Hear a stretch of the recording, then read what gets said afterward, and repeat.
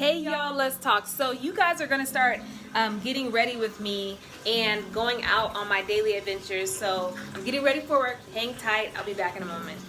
So I am on my way to work. There goes my baby. There goes my baby. My job is about, I don't know, it give or take about 30 to 45 minutes away from home, and I really enjoy my job. You know, I feel really blessed to have moved to Atlanta and not have to work immediately because I sold my house and I was just kind of getting my head together. And then I started working. I worked for a group home. I also worked for a bank, and then I got selected and accepted for a position with my current job, which ultimately can be a career, like if that's your thing, right? Barely got any sleep last night. So a motivational message. Someone that follows my Facebook asked me to post a video on generational curses and breaking cycles, and that's something that I know some of you have heard me speak on. And if you have not checked out the videos, take a look. My YouTube channel, I have a full video on breaking bad cycles and generational curses. And so I think it's really important that a lot of us identify what those cycles and curses are, and we work diligently and faithfully to break those chains and pray and fast towards breaking that cycle. One specific topic that is a generational curse is when families don't talk to each other, and there's animosity in the midst. So a lot of us have so many things on our plates. Our lives are busy, right? We have career goals going on, and we just kind of grow out of the family traditions of meeting every holidays and everybody going to the wedding and things of that sort.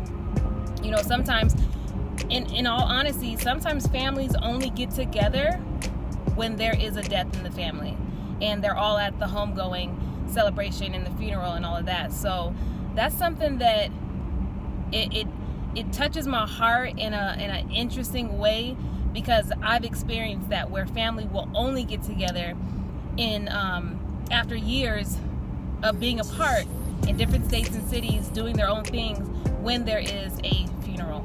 So my prayer is that each of us identify what we are able to do to uplift and bring our families together more consistently, and of course forgiving. We have to forgive each other, because you know, how do you continue to live a life without forgiving someone? It's so toxic, and I talked about that in many videos too. Learning to forgive people and what that looks like. And you know, it's the holiday season. If you have not seen your family in years, and you do your own thing, you know, there's Thanksgiving is around the corner, and then we also have Christmas, which is about a month away, over a month actually.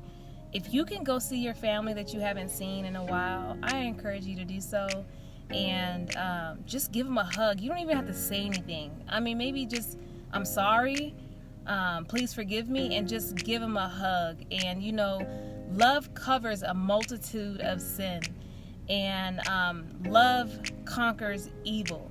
So when there's a situation that has not been addressed amongst family members, that is something that our children are seeing, and they know, oh, mom doesn't talk to auntie, or you know, dad doesn't talk to his brother, or grandpa doesn't talk to his daughter, to my mom. So those are things that our kids see, and that continues on, and hopefully the children will grow up to say, you know, I don't want my family to be that way, and they teach their kids differently.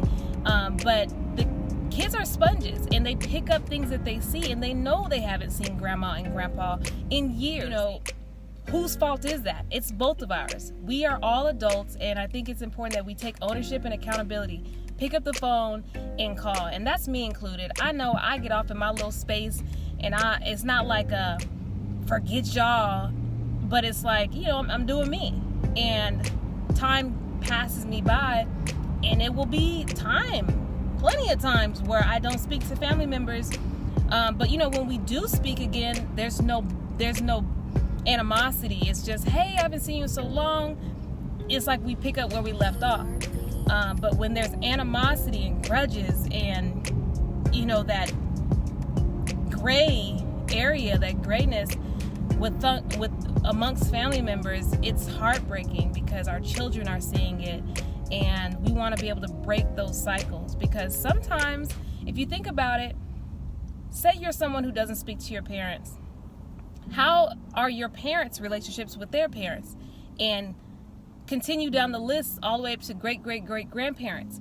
If you think about it, there are cycles that continuously go from generation to generation, and it's sad because the enemy grasps hold of that weakness of unforgiveness, and it carries through generations to generations. So I encourage you to text, send an email, send a postcard, call.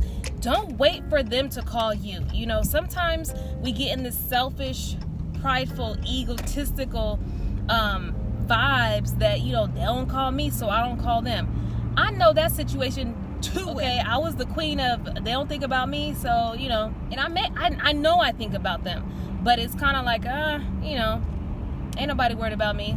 And then now I'm mirroring their bad habits and their ego and their pride. So it's almost like, oh, I'm not like them. But technically you are, because they're saying they're not going to call you, or you think that's what they're saying, and ultimately that's what's happening. And then you turn around and do the same thing. So now both y'all acting the same. So it takes maturity, an ideal of mirroring Christ, being the bigger person, and sometimes just biting your tongue and biting your lip in situations that can pass, and situations that really, you know, what does that have to do with us moving ahead? Let's focus on the issue at hand. There's something you said to me 20 years ago, and I'm still holding on to that. Talk about it, move on. Forgiveness is so important with family, and it starts with one person taking a stand to be the bigger person, to say, I'm sorry, I love you, can we move forward? And remember, love covers a multitude of sin. When you break those barriers of pride and ego, God will do wonders. But it's counterproductive for God to move in a situation where both of you are being egotistical and prideful. Someone has to do what no one wants to do, and that is to come forth and say, I'm sorry, I love you. We are flesh and blood. We may not always agree, but I'm okay if you want to agree to disagree. But at the end of the day, I still love you. We ain't got to be best friends. We don't have to talk every day. But I want you to know that if you needed anything, I would be there for you if I had it. I don't want any bad blood, no beef between us. That is the most beautiful thing you can say to someone who has hurt you, and especially if they're a family member. So yeah, I have another probably 25 minutes to get to work. I'm going to turn the video off and get my praise and worship on. I hope you have an amazing day. It's bright out here today, ain't it? That sun's shining. Shining, shining, shining. That sun is shining. As I always say, peace, love, and praise.